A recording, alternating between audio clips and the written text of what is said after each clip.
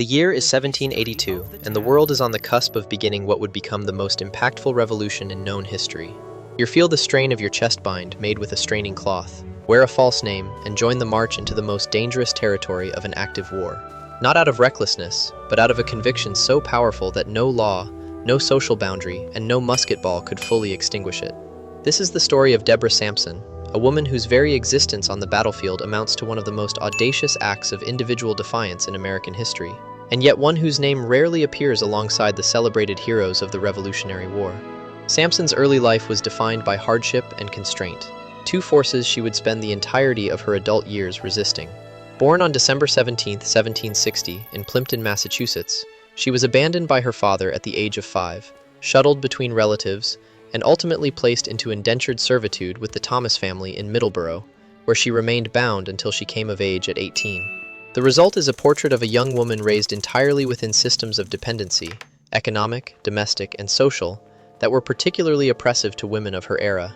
This in turn sheds light on why the Continental Army, an institution built on the rhetoric of freedom and self-determination, would represent something genuinely transformative to Sampson, not merely as a career, but as a declaration of personal sovereignty. As provided by Alfred F. Young in Masquerade, The Life and Times of Deborah Sampson, the act of enlistment was not impulsive. It was the culmination of years spent navigating a world that offered women almost no formal agency. In short, the battlefield was, for Sampson, the only arena in which she could claim herself. On May 23, 1782, at 21 years of age, Sampson enlisted under the name Robert Shirtliff, joining the 4th Massachusetts Regiment and marching with new recruits from Worcester all the way to West Point, New York. An aspect I found particularly powerful about this stage of her service is the sheer physical and psychological endurance it demanded. She was not simply hiding in the ranks, but was selected for the light infantry troops, an elite designation requiring a minimum height of 5 feet and 5 inches, and the physical capacity to maintain fast, sustained marching under reduced supply loads. She spent most of her deployment in neutral ground, the lawless stretch of Westchester County positioned between British-held New York City and American-controlled territory to the north, a region defined by loyalist raiders and the perpetual threat of exposure in tandem with genuine battlefield danger.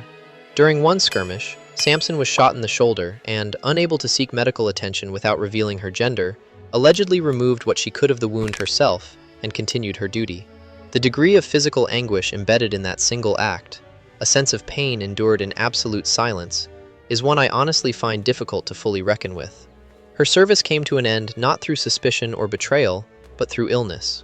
During the summer of 1783, while on a mission in Philadelphia, Sampson lost consciousness from a high fever, and the attending physician, Dr. Barnabas Binney, discovered her identity during treatment, communicating this to General Patterson through a letter. She was honorably discharged at West Point on October 25, 1783, a distinction that highlights the central paradox of her story. The army she had deceived to enter saw fit to honor her departure. Additionally, her post-war life brings to the forefront a grim continuation of the same institutional resistance she had always faced, as she petitioned the Massachusetts state legislature for back pay in 1792, receiving a mere £34, and subsequently petitioned Congress for disability compensation related to her shoulder wound, a petition that initially failed outright. It was not until 1805 that she was placed on the pension list for disabled veterans, and even that victory was incomplete. Congress denied her the remainder of her owed compensation as late as 1820. Between these battles with bureaucracy, Sampson undertook something equally striking.